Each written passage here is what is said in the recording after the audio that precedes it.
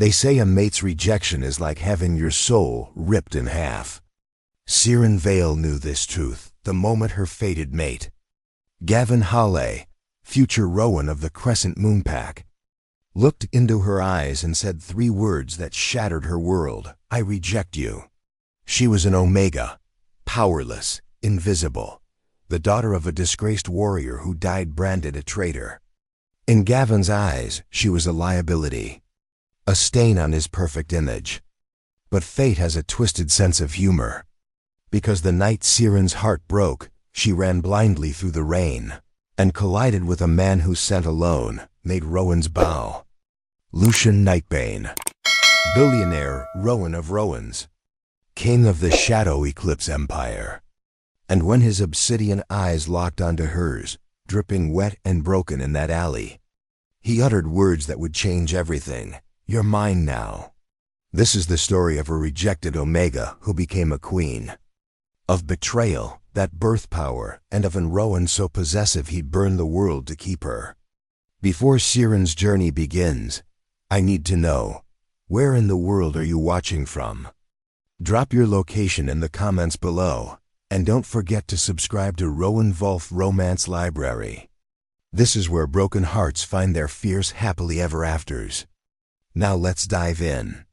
The moon hung high over the Crescent Moon Packhouse, its silver glow spilling across marble floors, polished enough to reflect the faces of wolves who mattered, those born with power, privilege, and names that opened doors. Siren Vale was not one of them. She stood at the very edge of the Nick ceremony, dressed in a simple pale dress borrowed from the laundry room. Her hands trembled as the music swelled and laughter filled the air. Omegas like her were allowed to watch, never to belong. Still, she hoped. Somewhere deep inside, a fragile belief whispered that maybe, just maybe, the moon goddess hadn't forgotten her. Siren had been invisible for 7 years, a servant in the home of the same people who had branded her family traitors. Her father had been a warrior, once loyal to the Rowan, until the night he was accused of betraying the pack. He'd been executed before dawn, and from that day forward, her name had been nothing but a stain. The daughter of a traitor. The girl no one looked at unless it was to sneer. Tonight was supposed to change everything.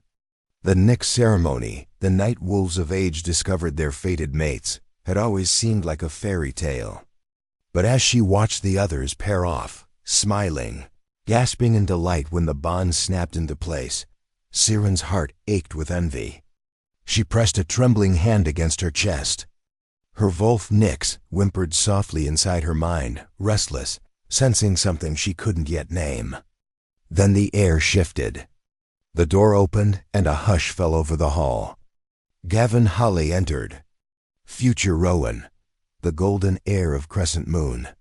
Every head bowed slightly. Every eye followed his tall frame as he crossed the room.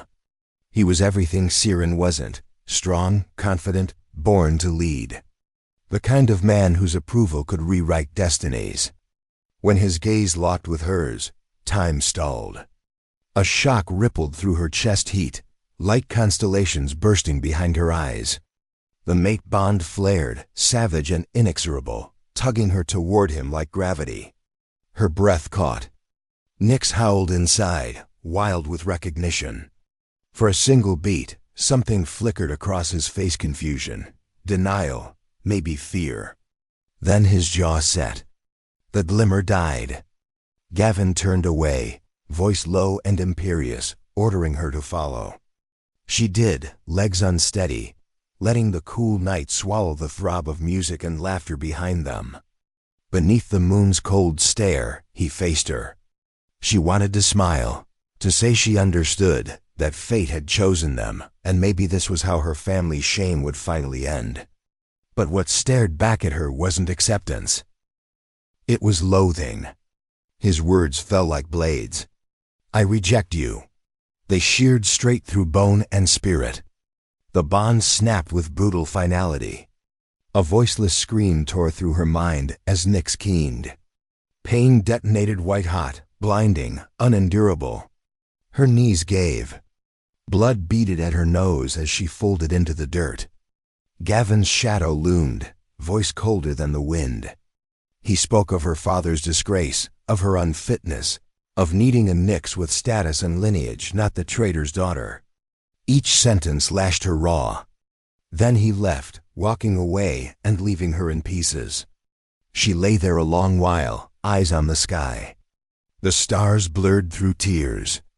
The cold gnawed her skin. She couldn't move. Every breath hurt.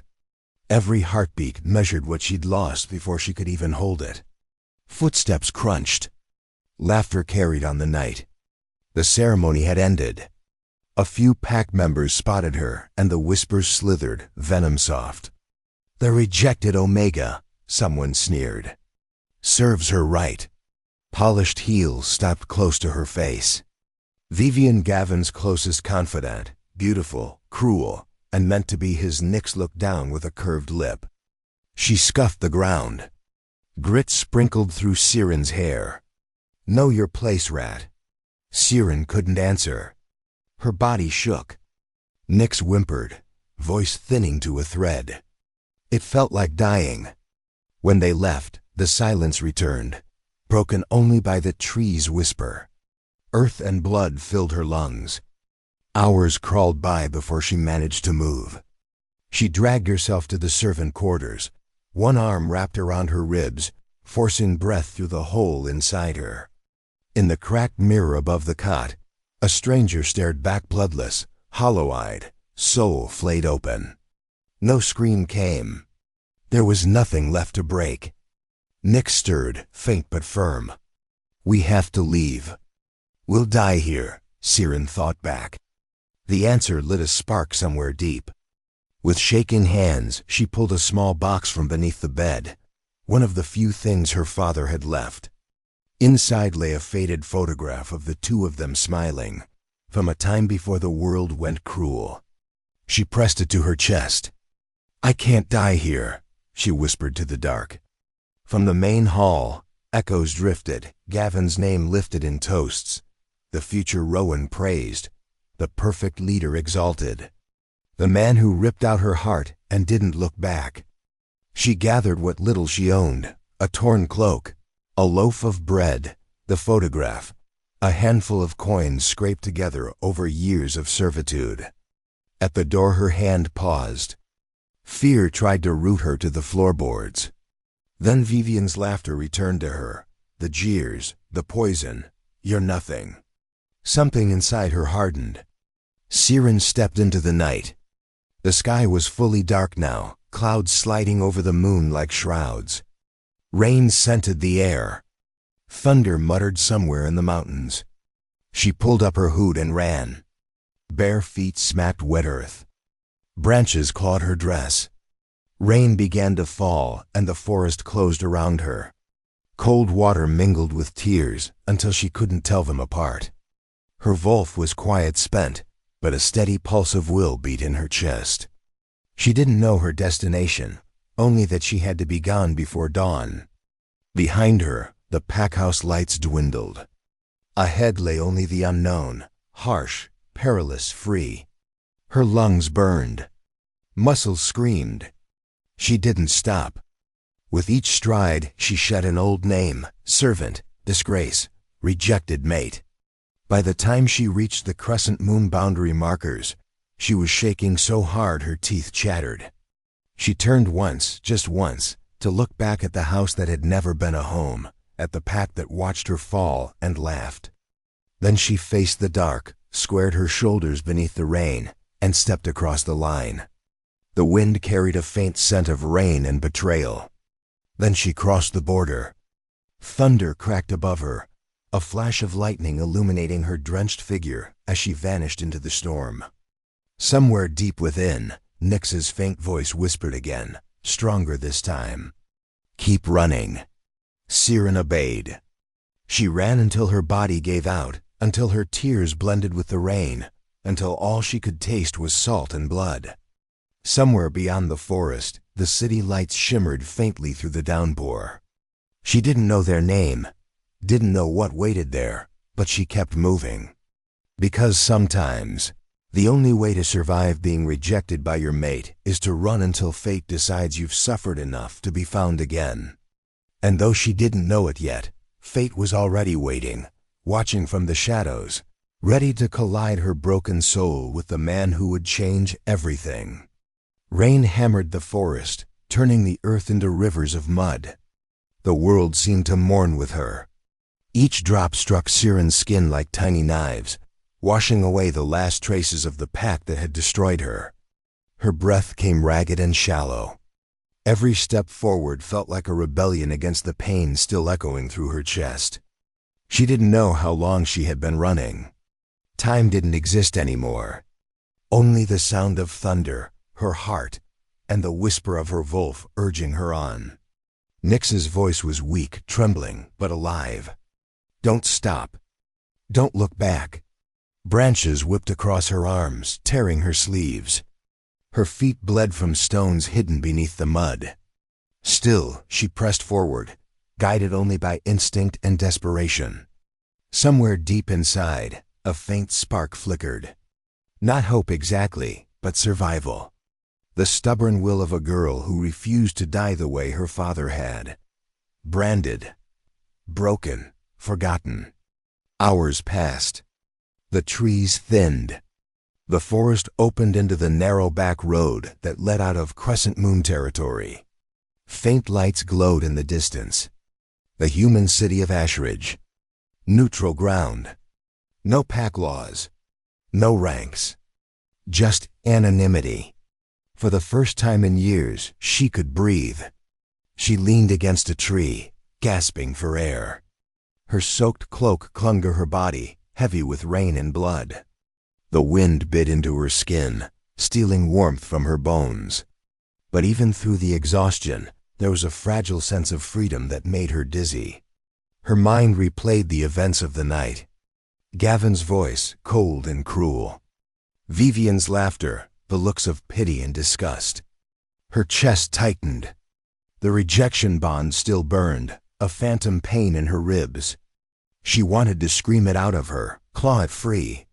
Anything to stop feeling the echo of his voice saying, "I reject you." Lightning flashed again, illuminating a shape up ahead, the faint outline of a cottage by the roadside. Smoke curled from its chimney, warm and inviting. For a moment, she hesitated. She didn't want to be seen, didn't want questions. But her body was trembling violently now, and her wolf whimpered in warning. She wouldn't survive another hour out here. The door creaked open before she could knock. Old healer Yara stood framed in the doorway, wrapped in a shawl, her eyes soft but sharp, eyes that had seen too much of Crescent Moon's cruelty. She didn't speak, just took one look at Siren's soaked form and stepped aside. Inside, the fire crackled weakly in the hearth. The warmth hit her like a blessing. Yara handed her a towel and a blanket without a word. Siren sank to the floor near the fire, shivering uncontrollably. Her body ached, her heart heavier than the storm outside. When she finally managed to whisper, her voice broke. "He rejected me." Yara's expression didn't change. She'd seen this before. The aftermath of the bond, torn by arrogance and pride. She poured a cup of tea, her hands steady. "You need to rest," she said quietly. "You can't stay here long. They'll notice you're gone by morning." Siren's fingers clenched around the cup. "I have nowhere to go." Yara's eyes softened. "Then go where they can't find you. Beyond Crescent Moon, to Ashridge. There's work, shelter, maybe even peace." Siren looked up, confused. "You're telling me to run?" The old woman smiled faintly. "Child, your father wasn't the traitor they said he was. He found something he shouldn't have. Something your Rowan wanted buried. That's why they silenced him. I couldn't save him, but maybe I can save you." A chill ran down Siren's spine. "You knew?" Yara nodded. "And I kept quiet to stay alive. But you're different. You have your father's fire. Run, Siren. Live. Let the truth find you when the time is right." The words settled in her chest like an ember. She didn't understand all of it, but there was something in Yara's tone, a certainty that stirred the faintest spark of strength. When she left the cottage an hour later, the storm had come to a drizzle. Yara pressed a small leather pouch into her hand. A few coins and a silver talisman carved with ancient runes. "For protection," she said simply. "And for luck." Siren whispered her thanks and stepped back into the night. The road was long and empty. She followed it until the forest gave way to the distant glow of the city. Each flicker of light felt like a promise that somewhere beyond the pain, something different waited. But fate was cruelly patient. It didn't reveal itself until she was too weak to keep walking. The rain began again, harder now. Her cloak clung to her body. Her vision blurred. Her knees gave out near the edge of the city, where concrete replaced earth and the scent of wolves faded into steel and smoke. Her body collapsed against a brick wall in a narrow alley. Her breath came in ragged gasps. She pressed her hand against her chest. The ache hadn't faded. The severed bond pulsed faintly, an invisible wound that refused to heal. Her Wolf whimpered weakly. "We're dying." Siren bit her lip until she tasted blood. "No," she whispered. "Not yet."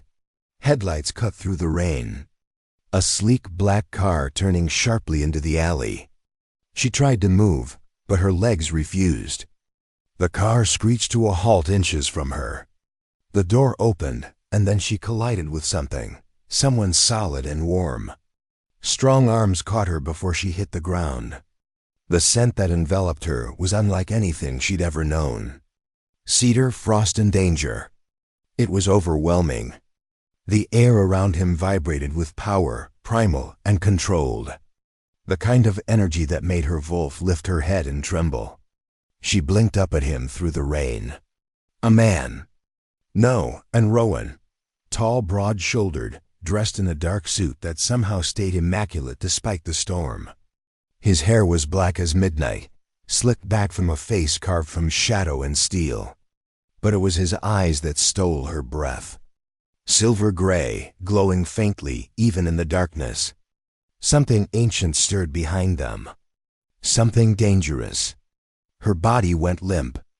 The last thing she felt was the heat of his palm against her cheek, the rough pat of his thumb brushing away a tear. His voice rumbled, low, deep enough to vibrate in her bones. "Who hurt you?" She tried to answer, but the world tilted. The rain, the street, the pain, everything blurred into nothingness as her consciousness slipped away. She felt herself being lifted, strong arms cradling her like something precious. The faint scent of cedar wrapped around her again, protective, possessive.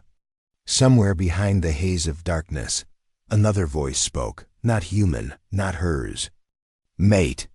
She didn't hear the car door close, didn't see the silver-eyed Rowan glance down at her with fury that could level kingdoms, didn't feel the way the rain slowed as if afraid to touch him. She only drifted into oblivion, unaware that she had just fallen into the arms of Lucian Nightbane, Rowan of Rowans, billionaire ruler of the Shadow Eclipse Empire, and the most powerful Wolf alive. In that dark alley, fate had drawn its line. The Omega who had been nothing had just been claimed by the most dangerous Rowan in existence. And though she slept, the universe shifted around her. Because the night she ran to escape her past was the night destiny finally caught her. Warmth. For the first time in days, Siren felt warmth instead of rain. It wrapped around her like a living thing, seeping into the cracks of her frozen body. She tried to cling to it, afraid that if she opened her eyes, the cold would come rushing back. A heartbeat pulsed nearby, steady, powerful, not her own. Then silence, except for the faint hum of distant city life and the soft whisper of silk sheets sliding against her skin. When she finally dared to look, she was staring at a ceiling made of glass. Morning light spilled through it in golden bands. She was lying in a bed so vast it could have swallowed her entire cottage back in the Packlands. The sheets were pale cream, the scent of cedar and clean smoke woven into every thread. Her fingers trembled as she touched the fabric. It didn't feel real. None of it did. She sat up too quickly, and pain flared behind her ribs. Her body protested the movement. She had pushed it far past its limit. A low groan escaped her before she could stop it. The room responded like it was alive. Soft lights brightening automatically, curtains sliding open to reveal the skyline. Towers of glass pierced the clouds, silver reflections shimmering against a washed blue sky. The view stretched forever. Asheridge City. She had actually made it. Siren's heart stuttered, but how? The last thing she remembered was the rain, the car, and the man whose eyes glowed like molten steel. Footsteps approached, measured, calm, and too confident to belong to a servant. The door opened, and a woman entered carrying a tray. She looked mid-30s, hair pinned neatly, white coat crisp against her dark skin. A doctor, not a maid. Her smile was gentle but professional. "You're awake," the woman said softly. "Good. I'm Dr. Elena Joe. You've been unconscious for 2 days." 2 days. Siren's stomach twisted. Where am I? In the penthouse of Nightbane Tower. The doctor's eyes flicked toward the window. "You were found injured and suffering from severe rejection trauma. You're lucky you survived." Rejection trauma. The words sent a shiver down her spine. Her throat closed. "He found me," she whispered. The doctor hesitated, then nodded. "Yes, Lucian Nightbane himself brought you here." Siren's pulse stumbled. The name was legend, even among wolves. And Rowan so old and powerful, he was rumored to command entire packs with a word. A billionaire who ruled half the supernatural world from behind the walls of this tower. If stories were to be believed, no one crossed him and lived. Her hands clutched the blanket. "Why would he help me?" Dr. Joe gave a small, unreadable smile. "Ask him yourself." The door opened again before Siren could reply. The air shifted, thickening with something that wasn't quite magic but heavier than scent or sound. The temperature didn't change, yet the room suddenly felt smaller. And then he stepped in. Lucian Nightbane filled the doorway the way a storm fills the sky. Quiet, inevitable, electric. He was dressed in black, his tie undone, the sleeves of his shirt rolled to his forearms. His hair was damp from rain, his jaw shadowed with the faintest stubble. Power moved beneath his calm exterior like a sleeping beast. Siren's breath caught. Those eyes. Impossible silver met hers, and the rest of the room blurred away. The hum of machines, the heartbeat of the city, even the air between them. Everything bowed to the gravity of that gaze. He stopped a few steps from the bed, studying her as though committing every detail to memory. "You're safe," he said quietly.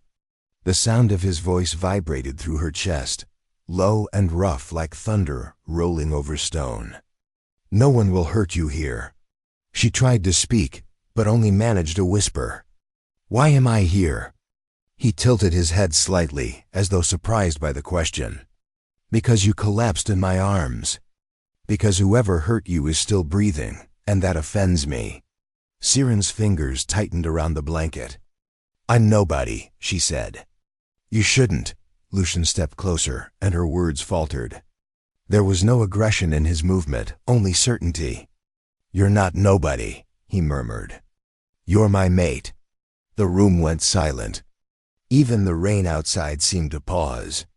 She stared at him, heart hammering. "That can't be true." His gaze softened, but his tone remained absolute. "Bonds don't lie. I felt it the moment you fell against me." Siren shook her head. "My bond is broken. My mate rejected me." Her voice cracked on the last word. "It nearly killed me." For a heartbeat, something dark flickered behind his calm expression. Anger, pure and ancient. Then, "The fool who threw you away deserves extinction." The words weren't a threat. They were a statement of fact. She swallowed hard. You don't understand. I can't feel anything. I'm empty. Lucian's eyes softened fractionally. Bonds can be rebuilt. And I don't need the moon goddess to tell me you're mine. He said it with quiet conviction, not as a declaration, but as a promise. The kind of certainty that left no room for argument. Her heart fluttered painfully. She didn't know whether it was fear, disbelief, or something else entirely. The bond he spoke of should have been impossible. But as he stood there, the faintest warmth flickered somewhere deep inside her, like an ember catching air. Nick stirred weakly in her mind, confused yet curious. Lucian turned toward the window, his silhouette outlined against the light. You can rest here as long as you wish, he said. You'll be safe.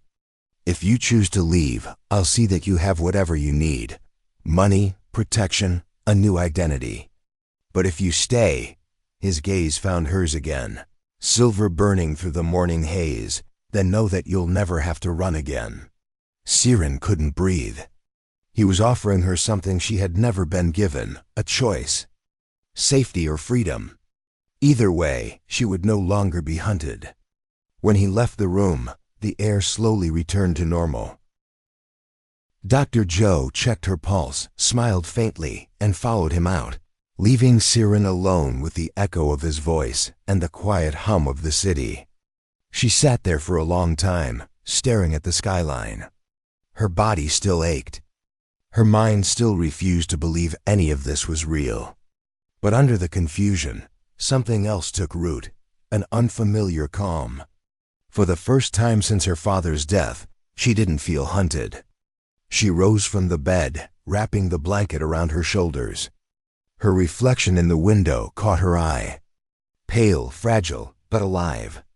The mark of rejection still burned faintly at her collarbone, but the pain had dulled, replaced by a strange, tingling warmth that pulsed whenever she thought of him. Nix's voice whispered softly in her mind. His scent. It calms us. Siren pressed her palm against the glass. We don't even know him. We will. She turned away, shaking her head. She couldn't afford to believe in destiny again, not after what it had cost her. But exhaustion pulled her back toward the bed, and as she lay down, her eyelids grew heavy.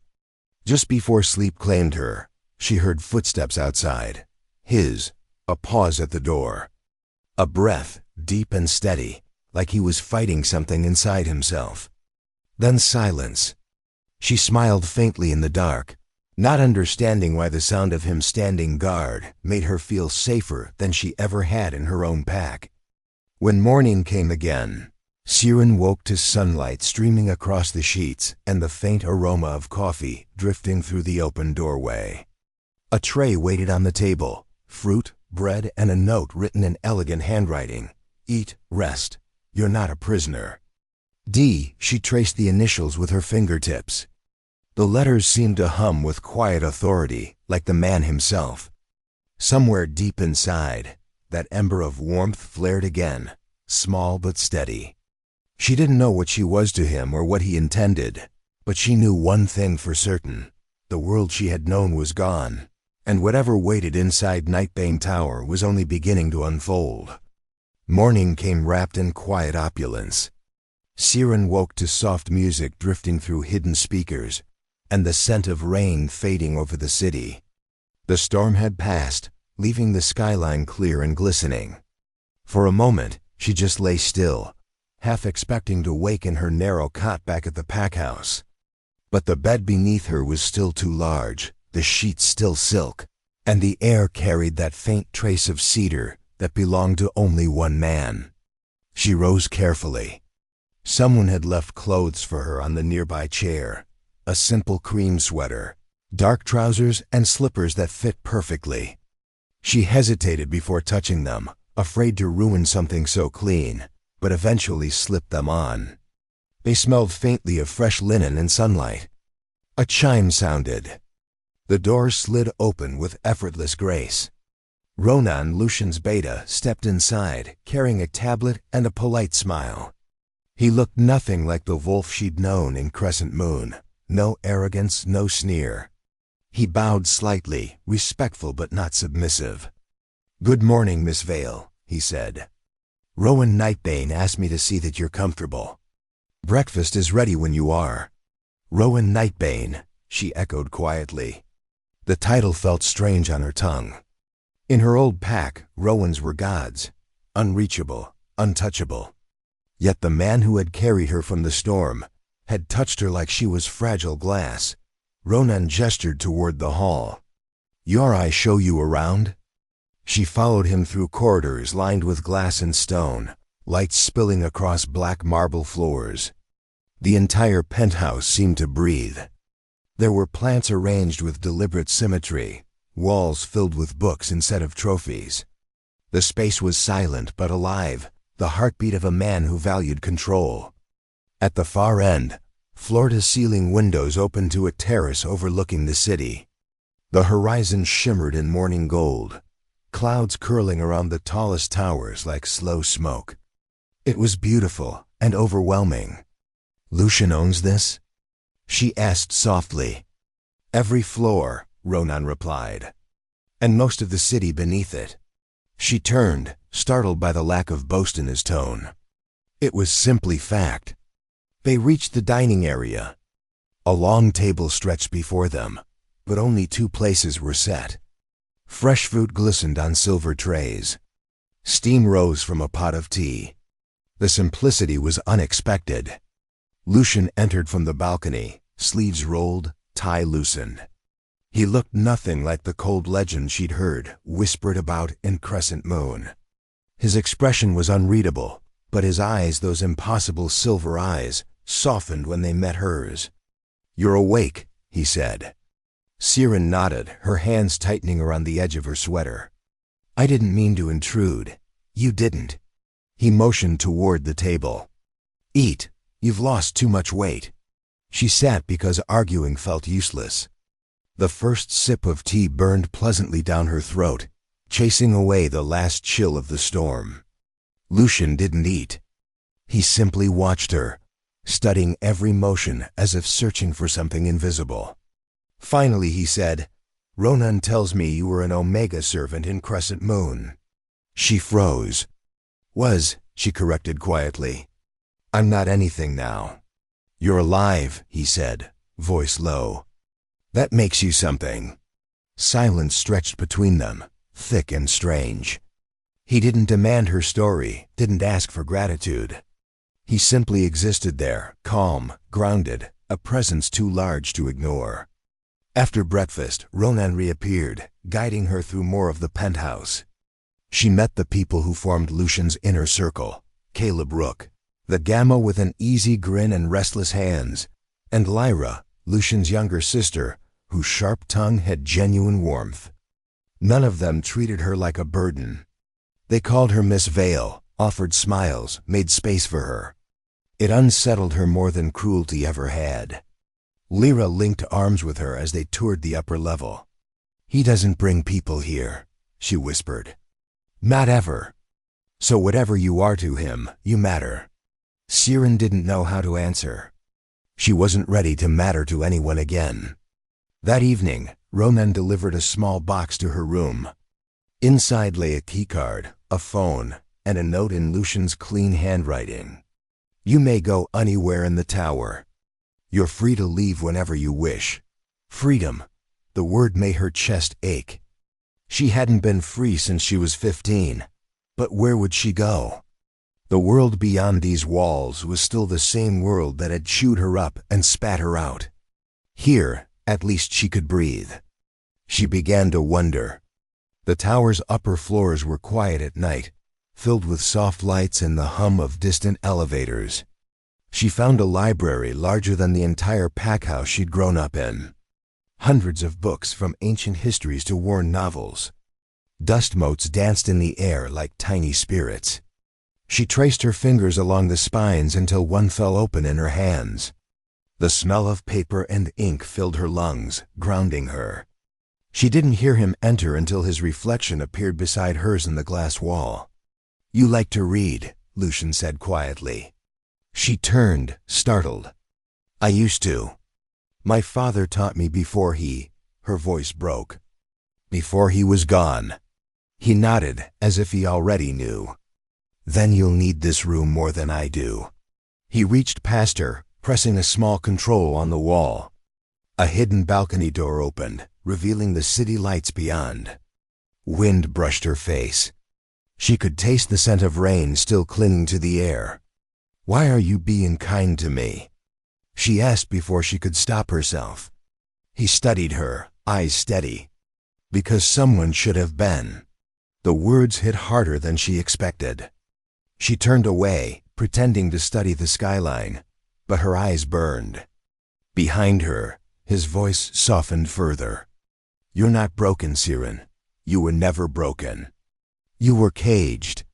Something inside her cracked then, not pain this time, but release. For the first time since the night of the rejection, she didn't feel small. Days passed in gentle rhythm. She ate, walked, and healed. Her strength returned slowly, and with it, color crept back into her cheeks. Ronan taught her how to navigate the tower's security systems. Lyra dragged her shopping for clothes that actually fit. Even Caleb Rook, with all his teasing, made her laugh once, something she hadn't done in years.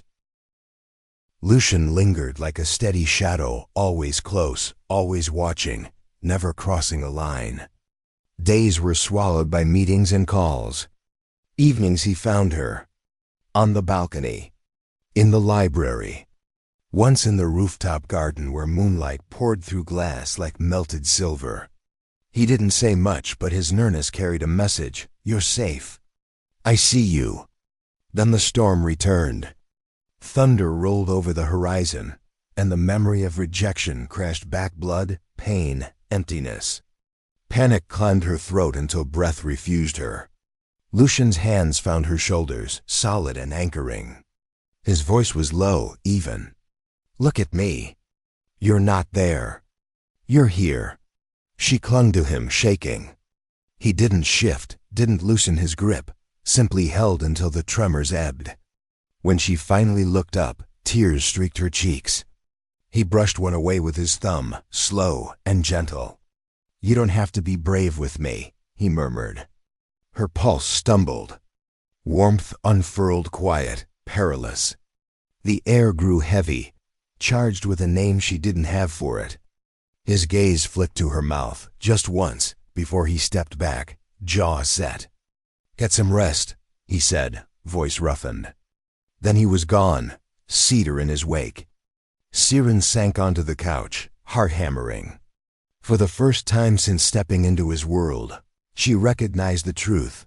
The cage around her now wasn't made of cruelty or fear. It was woven of safety and the terrifying urge to stay. Night thickened around Nightbane Tower, the city below pulsing like a living constellation.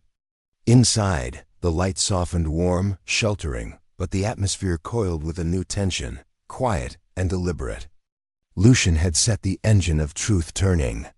Files surfaced on secure screens like ghosts, old ledgers, chains of transfers, unsigned messages heavy with meaning. Ronan moved with surgical precision, Caleb Rook with restless velocity, Lyra with the stillness of a blade already whetted. Dr. Joe slipped between pages to check on Siren, grounding her with calm eyes and practical touch. And through it all Lucian watched, assembling the storm the way storms gather silently, inevitably. Siren stood at the war room glass, fingertips pressed to its chill. The documents read like a language meant to exclude her, a history written over her life without consent. Each line stung and soothed at once. She had lived inside a lie for years. Now it was fissuring. The first crack, numbers. Funds diverted from PAC accounts into private hands. Names hidden behind loops of shell companies that still circled back to one seat, the Rowan's office. The second, dates. Timestamps that lined up with the week her father started asking questions. The night he went to the Rowan house and never came back. The third arrived as a voice, ragged with fear and cut short mid-thought. Her father saying he had proof that he was coming home. Then silence, not absence, but the kind that means someone else wrote the ending. She didn't notice she was shaking until Lyra's fingers closed around her wrist. Steady pressure, nothing more. It was enough. Her Volf lifted her head, a low, determined hum beneath the sternum. One last thread clicked into place. A ledger line that looked trivial. A payment to a beta household for maintenance. An address beside it, Vivian's family. A second disbursement, consultancy to a junior enforcer. Gavin's signature authorizing it. A legal formality for the future Rowan. He had stood close enough to breathe the rot.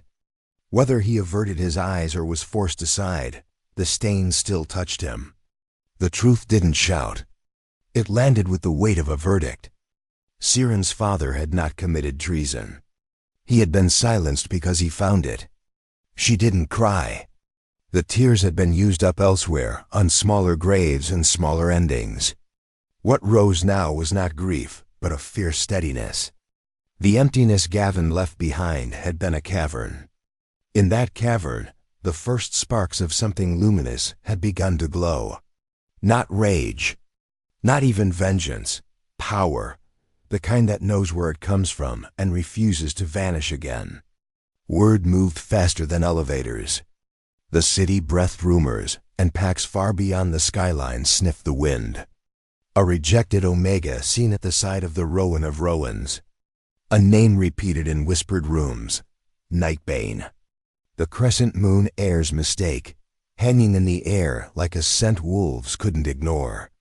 The lobby cameras caught him first. Gavin Holla, shoulders squared beneath a suit tailored to look like command and not quite reaching it. He crossed the marble with the memory of an audience around him and met none. Guards did not bare teeth. They did not need to. The tower itself was a spine. Men inside it did not bend. He announced himself. The doors did not open. He insisted. The doors did not open. He demanded. The doors opened when Lucian decided to meet him on a floor of Lucian's choosing. Siren felt the change before Ronan spoke her name. A shift in the building's hum, like a cord tightening. She followed him to a private lift, the kind that moved without buttons, responding to will alone. Glass corridors opened into a reception lounge designed for negotiation and, if needed, endings. Lucian stood in the center of the room, sleeves rolled, tie loose, eyes cool metal. Ronan hovered near the periphery, a fixed point. Lyra took up a quiet stance against a column, expression carved clean. Caleb Rook watched the elevators with a predator's patience. Gavin entered on the breath of a door and stopped. The sight of Lucian took something vital out of his stride, but pride stitched the gap too late to hide the falter. His gaze swept the room and latched onto Siren like a drowning man finding a fragment of wood. She did not step back. She did not step forward. She let him see her. Alive, steady, not the girl who once shook under words sharpened for humiliation. He spoke her name as if it might undo what he'd done. He dressed the syllables with the softness that arrives only after consequences. He started to build a bridge out of apologies. The room did not bend to remorse. Lucian's voice cut the space without raising, a simple line that re-established gravity. The tower was sovereign ground. The Volf who had shattered a sacred bond held no status here. The only law that mattered in this room stood in front of Gavin with silver eyes and an iron calm. Gavin shifted. Anger bleeding into embarrassment, embarrassment into calculation. He tried to drape tradition over his failure. Pack law, mate law, lineage. He named the bond as if its ghost could still be summoned by insistence. Siren's pulse steadied. The tremor that had lived in her hands for years went quiet. The world had pressed her small once. She had consented to it because she knew no other way to breathe. But breath had returned to her here, in halls that did not sneer when she passed. She stepped forward, and the air followed. Her voice did not wobble. It did not plead or accuse. It carried. He had spoken his 3 words under an open sky. She returned them now, not as echo, but as definition. She rejected his rejection. The rare clause only old wolves remembered. The one that freed a severed heart to choose again, and in choosing, nullify the past claim forever. Not a loophole. An invocation. Something old moved through the room when she said it. Law is more than text when pacts are older than cities. It is bone memory and the way the soul knows what is owed. Gavin felt it first, a subtle unmooring. The flicker of power he had counted on, the last ragged tether of entitlement, snapped with a sound only wolves hear. The silence that followed was a mercy and a sentence. He called her name once more, softer, a boy at the end of a story written by men he never learned to refuse. He blamed pressure without using the word. The apology reached out like a hand. Siren let it fall.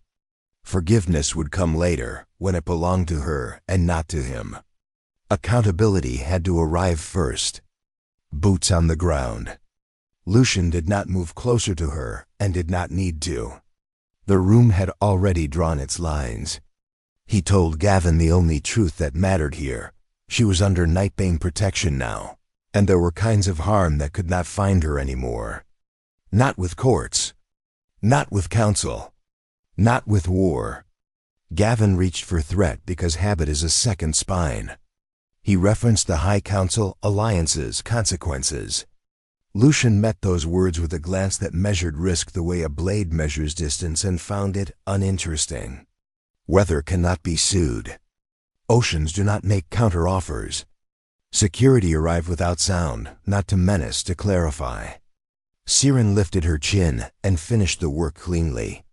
She thanked Gavin for teaching her precisely what love is not. She released him from the gravity of her life. She released herself from the gravity of his. No hatred, no flame. A door closing is not always a slam. Sometimes it is a seal against whether you will not walk in again. He sagged in the small way men do when they realize the future has been reassigned. The elevator took him down as if the building itself exhaled. When the door shut, the room softened by a degree. Not much, enough to breathe. Siren's knees did not buckle. Still, the shock of completion, like bone finally set, made her lightheaded. Lucian crossed the space at a human pace and stopped an arm's length away, offering steadiness without taking it. She found her balance and took only his gaze. The investigation did not end with a lobby scene. It deepened. Numbers became affidavits. Affidavits became warrants. The trail that began with stolen funds widened to cover threats, coercion, and the engineering of a public execution used to cauterize a ledger. Rowan Hale's name surfaced not as rumor, but as math and ink and blood. Siren read what she could bear, then stopped. Healing means learning when to close a file and go stand under the sky. She went to the roof garden and let the city's wind comb through her hair. The scent of storm had finally lifted. In its place, something cleaner moved, like the first breath after an illness breaks. Lyra joined her with 2 cups and opinions about dresses Siren would never wear. Caleb Rook shouted up a joke from 3 floors down, and somehow she heard it. Ronan sent her a single-line text, "It is moving." She didn't need the details to know what that meant. Night slid forward on the glass. The reflection of a man approached, patient as tide. She didn't turn until he stopped beside her. They watched the river of headlights below them, the slate of sky above. "You did not tremble," he said. Without saying it, "I am finished trembling." She answered without words. The bond, whatever was growing between them, did not leap. It warmed, a hearth built with deliberate hands. Not a wildfire. Her vulve stretched long and yawned, the way animals do when they decide the den is acceptable. Far below, the city murmured. Far beyond, packs adjusted their stances. Somewhere at the edge of the map, and Rowan realized the story he had told for years would be retold with his name in a different place. Siren closed her eyes and let the wind touch her.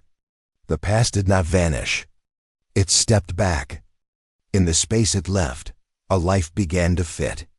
Tomorrow would bring counsel and trial and the public shape of justice. Tonight offered something rarer, peace that belonged to her. The invitation went out under Lucian Nightbane's seal. Gold ink on matte black, embossed with the crest of the Shadow Eclipse Empire. To the rest of the world, it was simply the annual Rowan Summit Gala, a night when leaders of every major pack gathered to sip wine and make alliances. But inside the tower, everyone understood the truth. This was a declaration. A new order was stepping into the light, and its Nyx would stand beside the Rowan who had built it. Siren didn't know any of that when Lyra burst into her suite, carrying armfuls of dresses and a grin that could melt glaciers. She only knew panic. "I can't go," she said, staring at the shimmering gowns. "They'll all be there. The packs, the council, the people who—" "Exactly." Lyra laid a gown across the bed. Midnight blue that caught silver under the lights. "That's why you have to go. They need to see what a real Nyx looks like. You survived them." Siren ran her fingers over the fabric. It was lighter than it looked, soft, alive. "I'll embarrass him." Lyra tilted her head. "I've known my brother a long time. There isn't a single creature alive who could embarrass him. But you make him human. That's worth more than reputation." The words hit something deep. By the time Lyra finished with her hair, soft waves pinned by tiny silver combs, Siren hardly recognized herself. Gone was the servant girl who hid behind her braid. In the mirror stood a woman with shoulders straight, eyes steady, and a faint pulse of power shimmering beneath her skin. When she stepped out into the corridor, Lucian was waiting. He wore a black suit cut sharp enough to wound, a silver tie catching the light like moonfire. For the first time since she met him, he looked momentarily lost for words. He offered his arm. "You're stunning." She hesitated, heat rushing to her cheeks. "You're very composed for someone who never leaves his tower." A small smile tugged at the corner of his mouth. "Only because I plan carefully who I walk out with." They descended together into the ballroom. The lights dimmed as they appeared at the top of the staircase. Hundreds of heads turning as if pulled by invisible strings. Siren felt the collective gaze hit like a physical thing. Her fingers twitched against Lucian's arm. He leaned slightly toward her. "Breathe," he murmured. "You don't owe them fear," so she didn't. Each step they took together silenced whispers. By the time they reached the marble floor, the music had shifted, strings rising around them like wind. The first dance began without announcement. Lucian turned her gently, hand at her waist, and the world blurred into motion. He moved like command made flesh, certain, patient, never forcing. Siren followed, because her body remembered how to yield without breaking. Around them, conversation faltered. No one could look away. The rejected Omega of Crescent Moonpack was dancing beneath crystal chandeliers, her gown glimmering like midnight itself, held close by the most powerful Rowan alive. Halfway through the waltz, she met eyes she hadn't seen in weeks. Gavin stood near the edge of the crowd, Vivian beside him, fury etched beneath her painted calm. His face was unreadable, pride stripped down to raw regret. When their eyes met, he looked away first. Lucian's hand tightened fractionally at her waist. A question without words. She shook her head. No fear. Only recognition of a ghost that had lost its voice. They finished the dance in silence. Applause rippled through the hall. Siren curtsied slightly, and for the first time, the gesture wasn't submission.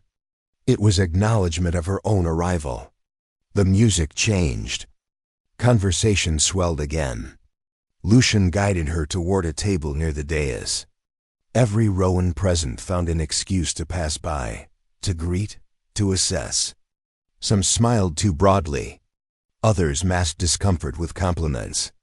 Siren answered each nod with calm civility, feeling the strange rhythm of power. She didn't need to dominate anyone. She only needed to stand. Then the air changed. Her Volf lifted her head, ears pricking. Lucian's nostrils flared almost imperceptibly. The scent hit an instant later. Gun oil, silver, fear masked by adrenaline, too sharp for a ballroom. Time slowed. A waiter passed, tray tilted beneath the linen napkin. A glint of metal. Another figure by the balcony doors, posture too rigid for a guest. Lucian's gaze swept the room once, cold calculation sharpening every movement. "Siren," he said quietly. "Stay behind me." The first shot shattered the chandelier. Glass rained down in a glittering storm. Screams rose. Chairs overturned. Siren ducked instinctively, her Volf snarling inside her mind. Lucian moved like lightning, one arm dragging her behind him, the other snapping a table upright for cover. Ronan was already on the comms. Caleb Rook charging toward the balcony with lethal focus. A second shot tore through the tablecloth. The smell of silver burned her throat. Someone shouted her name, not friend, not foe, just sound, and another explosion of gunfire drowned it. Lucian turned his head slightly. His eyes weren't human anymore. Glowing silver, pupils narrow as blades. "Stay down," he said. And then he moved. She glimpsed only flashes, the fluid twist of his body, the blur of his suit. The shimmer as claws broke skin where fingers had been. The sound of a body hitting marble, another, then silence again, abrupt and absolute. When she lifted her head, smoke curled where candles had burned out. The air reeked of silver dust and fear. Guests huddled in corners, murmuring prayers to a goddess who had long stopped listening. Lucian crouched beside her, blood streaking his sleeve but none of it his own. "Are you hurt?" She shook her head, voice trapped somewhere between her ribs and her throat. Who were they? People who made the mistake of finishing what someone else started. His tone was lethal calm. Rowan Halley? The name froze her. Of course. Her existence was proof of his crimes. The gala wasn't a celebration. It was bait. Before she could speak, heat surged under her skin. Her Volf's warning came too late. A final attacker burst from behind the stage, knife drawn, moving faster than thought. Lucian turned, but not fast enough. Instinct took over. Something ancient and bright roared awake inside her. Her body moved on its own, arm outstretched, palm glowing with light that wasn't light at all. The blade met a barrier of silver fire. The attacker screamed as flame caught his sleeve, devouring metal and cloth until nothing but ash hit the floor. Silence again, deeper, heavier. Every eye in the hall fixed on her. The fire faded, leaving faint silver veins pulsing under her skin. Her Volf stood tall inside her mind, no longer whimpering. "We are not weak," Nick said. "We were never weak." Siren swayed.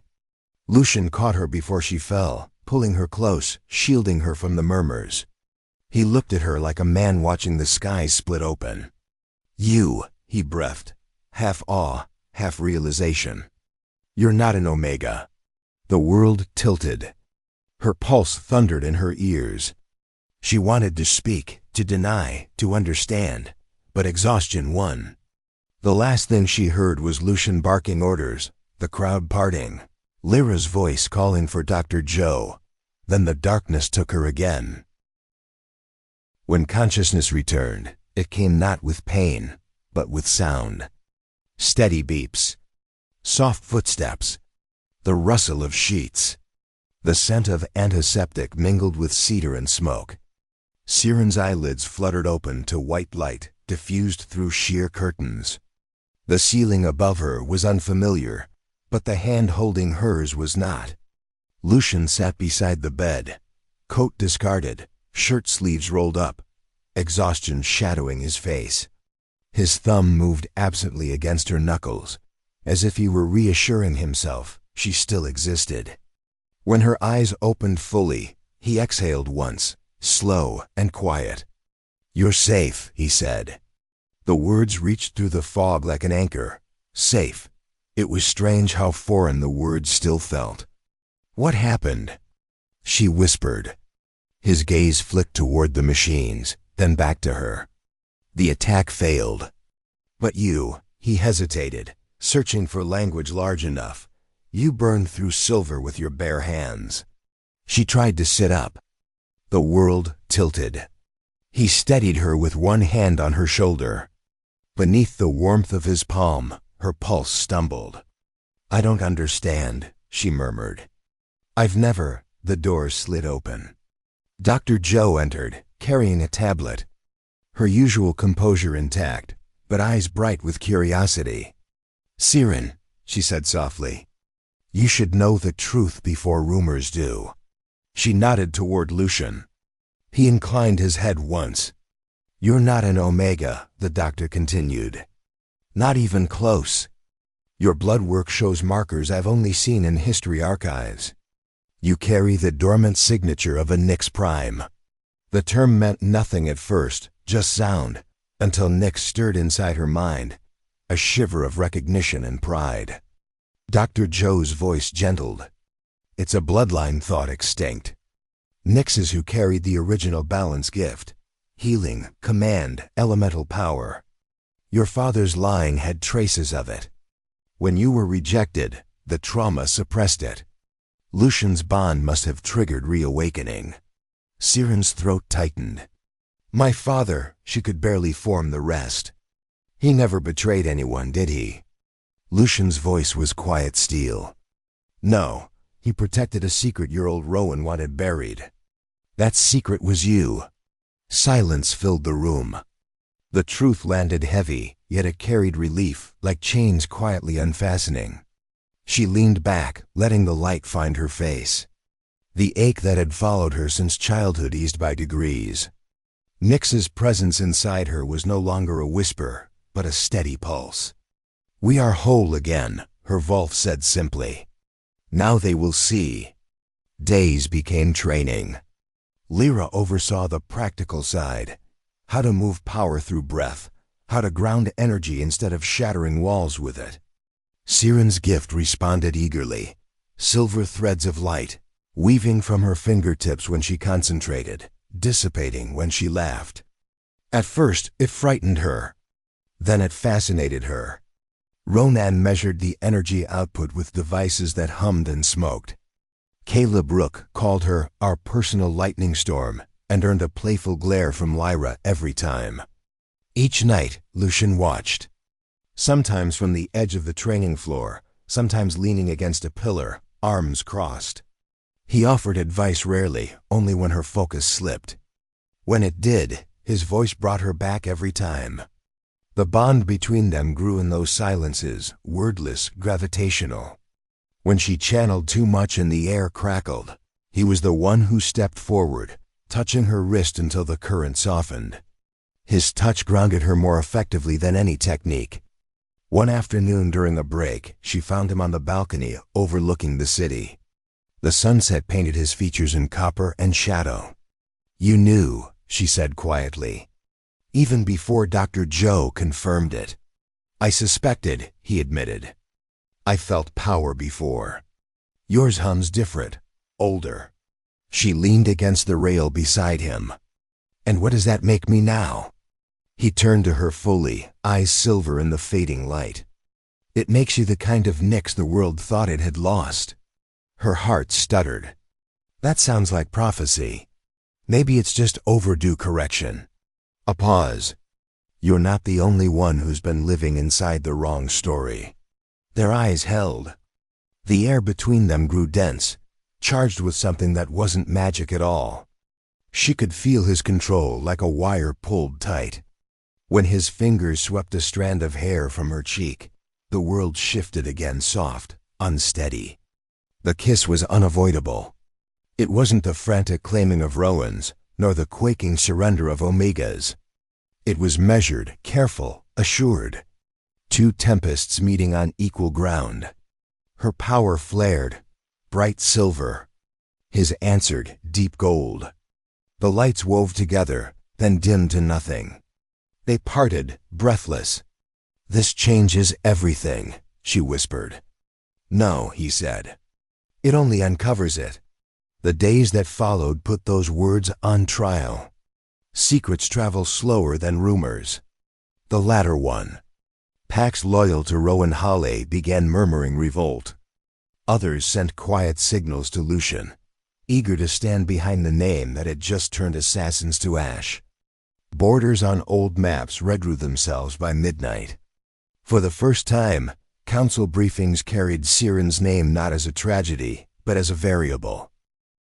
On the third morning after she woke, a private voice channel blinked to life. Gavin smaller than memory. "Siren," he said, "I heard.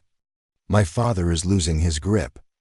He'll come for you if that saves him." I didn't know how deep it went. The words fractured. "I'm sorry." She listened to the end, then deleted the message. No fury, just precision. Some things no longer earned a place in her head. That evening, she found Lucian in his office, ringed by maps and streaming data. "He'll move soon," he said without preface. "The council's calling hearings. He'll try to seize the story before the truth does." Siren studied the shifting lines, alliances, deployments, names. The same world that once passed her over now pivoted because she existed. It felt unreal. "Then we go to the council." His gaze snapped up. "It's dangerous." "So is staying quiet while my father died," she said. "Silence already took everything from me once. It won't again." He was still for a beat. Then he smiled slow, proud. "You sound like a Nyx." "I finally am one," she answered. They chose that night. She stood on the balcony once more. Below, the city glittered. Above, a full moon lifted, silver washing stone and glass. She closed her eyes. Power thrummed under her skin in time with her heart. Not a chain. A birthright. Inside, Lucian's voice drifted through the open doors. Ronan, logistics, protection details. She turned toward the sound, toward a life assembling itself around her, and warmth loosened in her chest. The universe had stripped her to bone. Now it was handing pieces back. "We're not finished," Nyx murmured. "The storm hasn't broken. It's only learned who commands it." Siren smiled into the wind. She didn't fear storms anymore. She was one. In Ashridge, the sun never really set. The towers glowed long after dusk.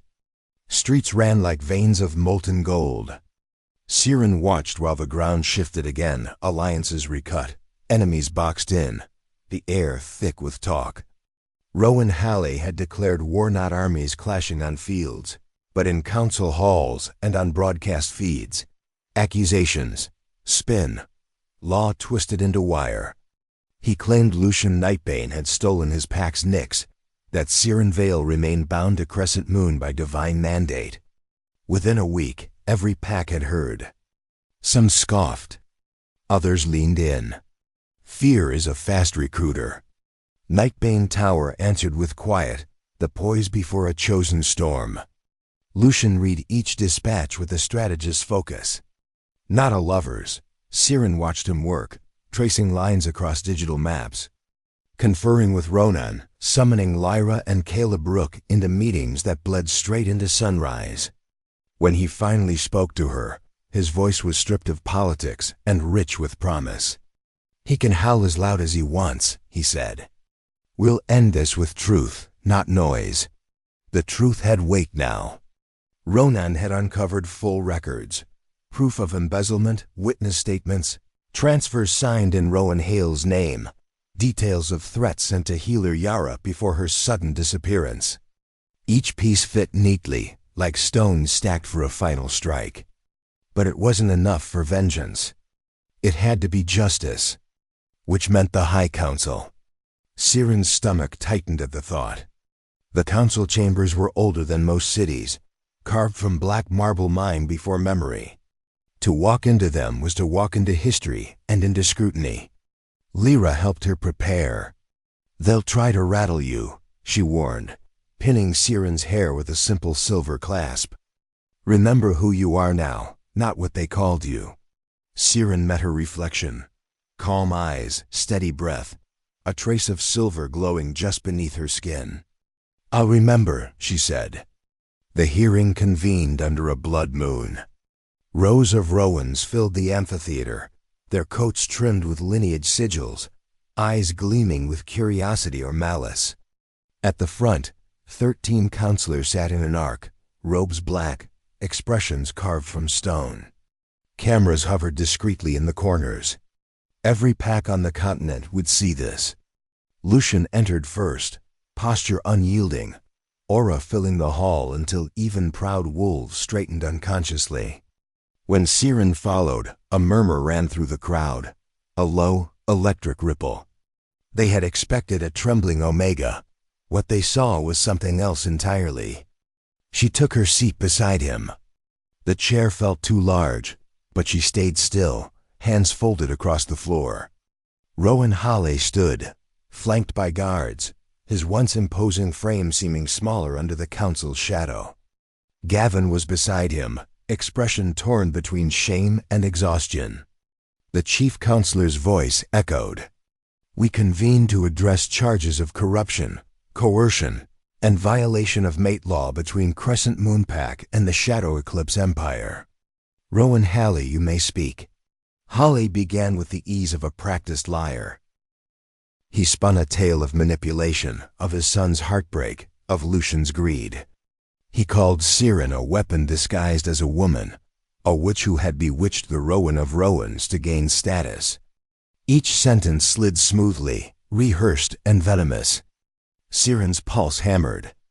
She could feel Lucian's energy beside her, controlled, cold. He didn't interrupt. He didn't need to. When the council finally turned to him, he rose like a tide. "Words are wind," Lucian said. "Let's speak in proof." Ronan stepped forward, tablet in hand. Screens ignited across the chamber. Documents, recordings, dates, numbers aligning into betrayal too clear to deny. Then came the voice file, her father's final message. The sound filled the hall. "I found the trail. The Rowan stealing from the council fund. If I don't make it back, tell Siren." The line cut off. The silence that followed was unbearable. Lucian's gaze stayed locked on Hale. "Your council funds paid for a murder. Your son enforced it. You buried a loyal soldier to save your own title." Hale's face drained of color. "Lies!" he hissed. "Fabrications." And then Gavin stepped forward. His hands trembled. "They're not lies," he said. "He made me do it." The confession cracked across the chamber like thunder. He threatened her life if I didn't reject her. Said he'd kill her and frame me next. Gasps rippled. Even the counselors leaned forward. Hale lunged for his son, but 2 guards intercepted him. The room dissolved into chaos. Voices overlapping, flashes from cameras, the weight of centuries of silence breaking in real time. Through it all, Siren sat perfectly still, pulse slow, mind strangely quiet. It was over. The truth had been spoken aloud. When the noise finally died, the chief counselor spoke again. "Rowan Hale, for your crimes against the Pax and the council, you are hereby stripped of your title. You will be confined until sentencing. May the goddess judge the rest." The gavel struck. The sound was final. Hale's roar echoed as guards dragged him away. "You think you've won, girl? You're nothing but his pawn." Siren rose, voice calm as winter rain. "No, I'm the daughter of the man you killed. I'm the Nyx you tried to erase. And I'm still standing." The chamber went silent. When it ended, Gavin approached her outside the hall. The cameras were gone. Only quiet corridors remained.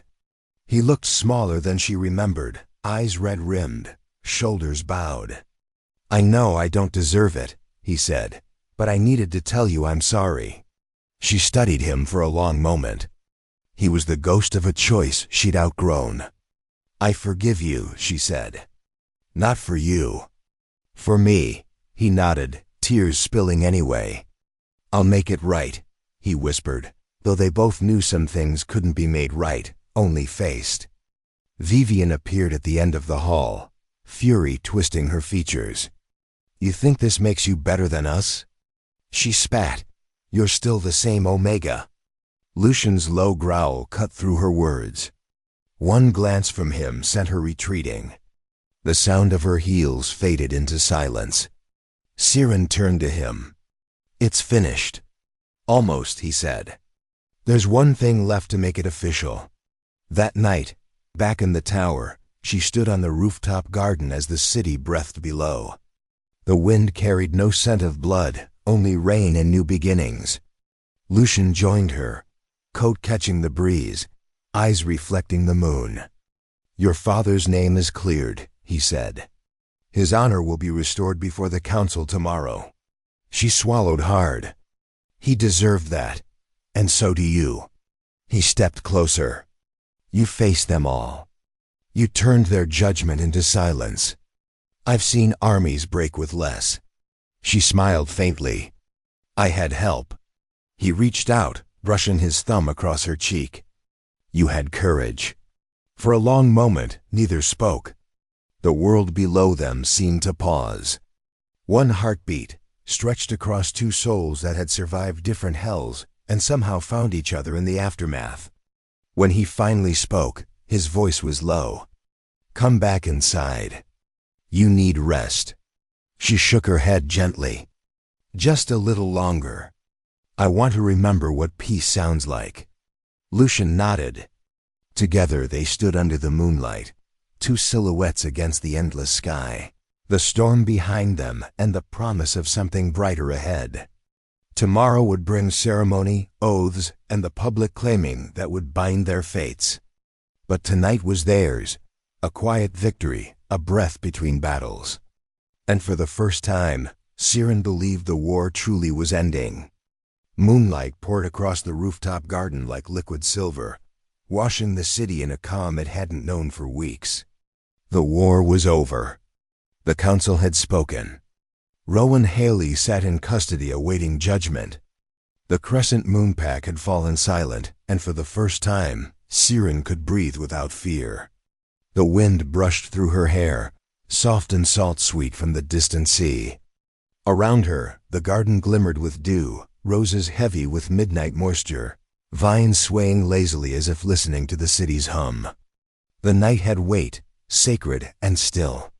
She sensed him before she heard him, the subtle ripple of energy that always moved ahead of him, like the air itself recognized his presence.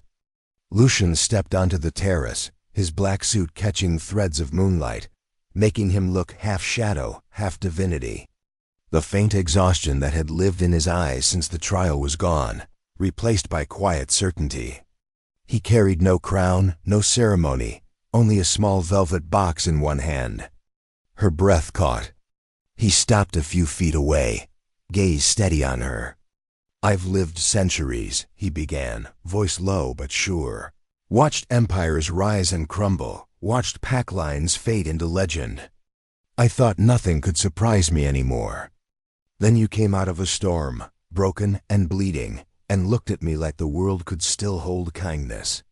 Siren swallowed hard, the moon reflecting in her eyes. Lucian stepped closer. You changed everything. Siren, you reminded me what it feels like to fight for something that isn't power. To want something not because it's owed, but because it's home. He opened the box. Inside lay two intertwined rings of silver and gold, the symbols of a true Nyx and her Rowan. The design shimmered softly, like molten moonlight caught in metal. I don't need the goddess to approve it, he said. I don't need a council's blessing or the world's permission. I only need your answer. Siren Vale, will you be my mate, my Nyx, my everything? Her lips parted, but no sound came. For so long, she had been defined by rejection, by what others cast away. Now before her stood a man who asked not to own her, but to belong with her. Tears welled, warm against the cold night. "Yes," she whispered, voice trembling. 1,000 times yes. The wind rose suddenly, catching her hair, stirring the candles that lined the garden. Somewhere deep within the tower, the pack's energy shifted. Every Wolf in the shadow eclipse bond feeling their Rowan's heartbeat surge with new purpose. Lucian slipped the ring onto her finger. The metal warmed instantly, binding itself to her energy.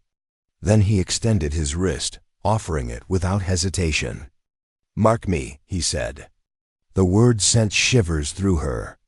He wasn't demanding dominance. He was granting equality. A shared vow. Siren's Wolf stirred, howling softly inside her. She stepped forward, heart hammering, and pressed her lips to the spot just above his pulse. Power answered. Her canines lengthened, sharp but gentle as they broke skin. Gold light bled beneath her mouth, sinking into him like sunlight into stone. When he straightened, his eyes blazed pure silver. "My turn." She tilted her head, baring the side of her neck without fear. His breath brushed her skin, first warm, reverent, then his teeth grazed her gently, breaking skin just enough for their bond to lock. The world exploded in light. Silver from her, gold from him, two energies weaving together, wrapping around them both in spirals that reached the sky. Every pack member below felt it, the final sealing of a bond the world had tried to deny. Power rippled through the city like a pulse of thunder, rattling windows, silencing traffic.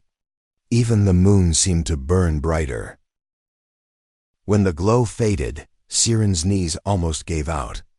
Lucian caught her easily, pressing his forehead to hers. Their breathing synchronized, hearts beating as one. "It's done," he murmured. "You're mine. And you," she whispered back, "are finally someone's." He smiled against her skin. The coronation followed 3 nights later. The High Council itself attended, not out of obligation, but awe. The rooftop was transformed into a ceremonial terrace, banners of black and silver fluttering under the full moon. Wolves from every allied pack filled the space, 1,000 murmured prayers rising like incense. Siren stood beside Lucian, her gown a masterpiece of silver silk embroidered with faint golden threads that caught the light like sparks. Her hair flowed loose, crowned with a single moonstone circlet. Lucian looked down at her before the ceremony began, voiced just for her. "Nervous?" "Terrified," she admitted. "Good," he said softly. "Means you care." When the drums began, the crowd fell silent. The elder counselor stepped forward, holding the ancient insignia of Nyx. "Tonight," he proclaimed, "we recognize the union of Rowan Lucian Nightbane and Nyx Siren Vale, together. They restore balance to the Shadow Eclipse Pack and remind all wolves, true strength is born from both halves of the bond." He turned to Siren. "Speak, Nyx." Siren's throat tightened. For a moment, she could only hear her own heartbeat. Then the words came, steady and strong. "I was once told I was nothing. That my blood was shame, my name a curse. I believed it for a long time. But I've learned something since. The moon goddess doesn't make mistakes. She doesn't give us pain to destroy us. She gives it to prepare us. To every Wolf who's been rejected, broken, or made to feel small, you are not defined by who cast you aside. You are defined by how you rise." Afterward, the crowd listened in silence, breaths held. Her voice grew steadier, carried by the wind. "I was rejected as a mate. Tonight, I stand as Nyx. I was branded unworthy. Tonight, I crown myself with my own name. The stone they used to bury me only made me stronger. To those still trapped in their cages, your story doesn't end with rejection. It begins there." A single tear slid down Lyra's cheek. Ronan bowed his head. Caleb Rook let out a quiet whistle that broke into a grin. Even the hardened counselors couldn't hide the flicker of emotion. Lucian stepped forward, his hand finding hers. "Long live the Nix," he said softly. And the pack repeated it, first one voice, then dozens, then hundreds. The sound rolled across the rooftop, thunderous, unending. "Long live the Nix! Long live the Nix!" Siren smiled through tears, lifting their joined hands high. The city lights mirrored their glow, the moon bathing them both in its blessing. 6 months later, the world had settled into peace.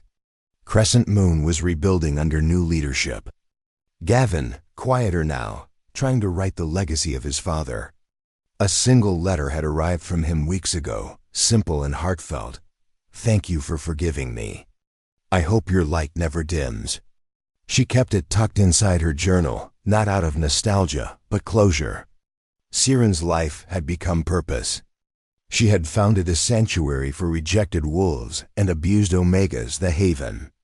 Every week, new souls arrived, broken, and left whole. Lucian funded it quietly, never seeking recognition.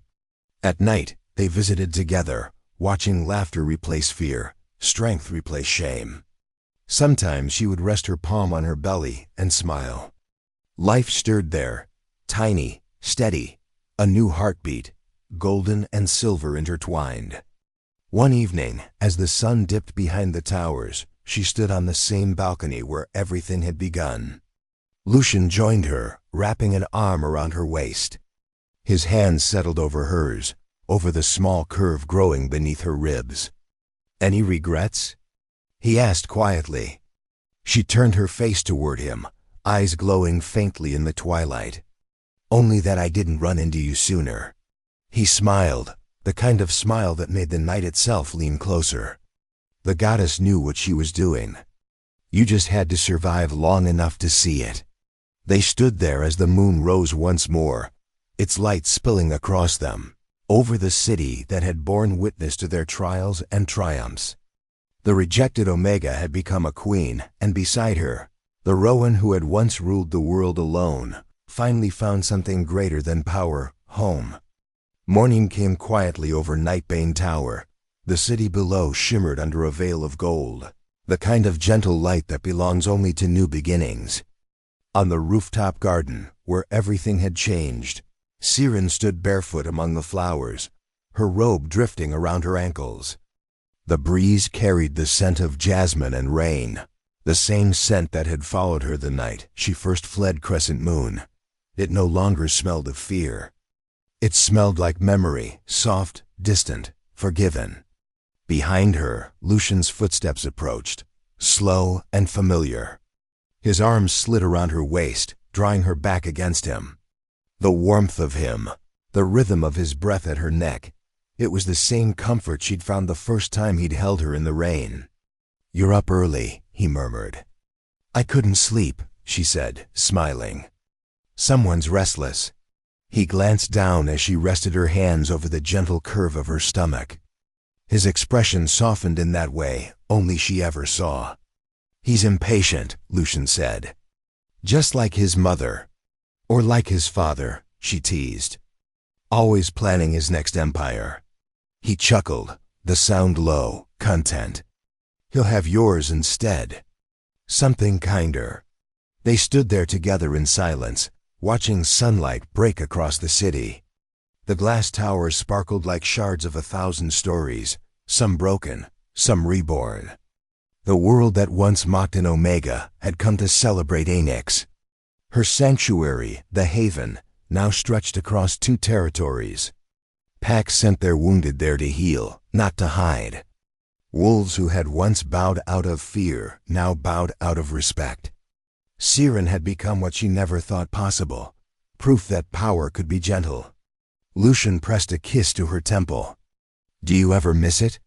he asked quietly. The quiet before all this. She thought about it. The girls sweeping packhouse floors, the nights of cold hunger and loneliness. "No," she said finally. That silence was the sound of being forgotten. This, she gestured to the wind, to the laughter drifting up from the lower terraces where pups were already playing. "This is the sound of being alive," he smiled. Then the world can keep spinning as long as you're in it. They lingered until the sun was fully risen, their shadows stretching long across the rooftop. Then the tower intercom chimed. Lyra calling from downstairs about council business. Caleb Rook grumbling something about coffee. Ronan reminding Lucian that even Rowan's had schedules. Siren laughed softly. Duty calls. Let it wait, Lucian said, turning her gently toward him. Just one more minute. He kissed her, slow and deliberate. The kind of kiss that wasn't about possession, but about promise. About all the storms they had already survived, and the ones they would face together. When he pulled back, she saw the faintest shimmer of silver and gold flicker between them, the visible thread of their bond catching the light. Eternity wasn't a myth. It was right there, pulsing quietly between two hearts. Later that evening, the moon rose over the haven. Wolves gathered around the bonfire, rescued omegas, young Rowans, betas learning peace. Siren sat among them, listening to their stories. No crowns, no titles, just family. She could feel her pup turning gently under her hand, as if he recognized the rhythm of the laughter. One of the younger wolves, a girl barely 17, asked shyly, Nix, is it true that you were once rejected by your mate? Siren nodded, smiling. Yes, what did you do? The girl asked. I survived, Siren said simply. And I learned that sometimes rejection is how the goddess redirects you toward where you were always meant to be. The fire cracked, sending sparks into the dark. You don't need anyone's approval to be worthy, she added. You just need to remember who you are when the world tries to tell you otherwise. The girl nodded, tears glinting in the light. The pack settled around them in a low, content hum. Siren felt Nix stretch within her calm, sated whole. Overhead, the moon hung round and bright, the same witness to her heartbreak now shining on her joy. The circle had closed. Later, back at the tower, when night had thickened and the city's glow softened into warm gold, Lucian found her on the balcony. He draped a blanket over her shoulders and stood beside her, quiet for a long time. Do you think about what comes next? She asked. His gaze stayed on the skyline. We build. We lead. We guard what we've made. And when the world tries to take it, we remind it who we are, she finished, smiling. Exactly, he said. A shooting star stitched a bright line across the horizon and vanished. Siren shut her eyes and made no wish. She didn't need one. She already held everything she had once begged the moon for: freedom, love, purpose. When she looked again, Lucian was still watching her as though she were the only miracle that ever mattered. From rejected Omega to crowned Nix, from overlooked to unforgettable, Siren's story was never about finding a Rowan. It was about finding herself. She showed us that sometimes the world has to break you so it can rebuild you stronger.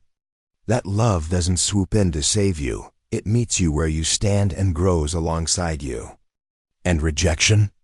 It isn't an ending. It's a redirection. Because the right mate doesn't merely accept you, he sees you, shields you, and stands with you as you rise. The music swells soft strings ebbing into the echo of a heartbeat. This is Rowan love at its truest, fierce, faithful, unbreakable. If Siren's journey stirred something in you, join the pack.